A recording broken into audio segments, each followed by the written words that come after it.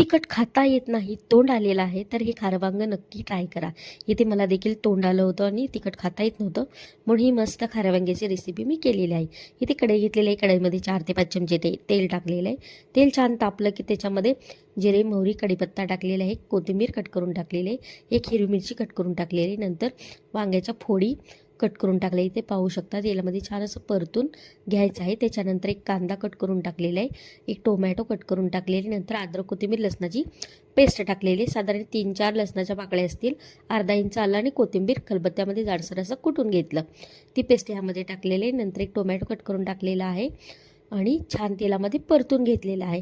नंतर यामध्ये गरम करून पाणी ॲड केलेलं आहे. चवीनुसार मीठ टाकलेलं आहे. नंतर शेंगदाण्याचं कूट 4 ते 5 चमचे टाकलेलं आहे. छान असं मिक्स करून घेतलेलं आहे. यावर झाकण ठेवलं आणि 10 मिनिटं भाजी शिजून घेतलेली आहे. मस्त खारं वांगं बनून तयार आहे. रेसिपी आवडली असेल तर चॅनलला नक्की सबस्क्राईब करा. व्हिडिओला एक लाईक नक्की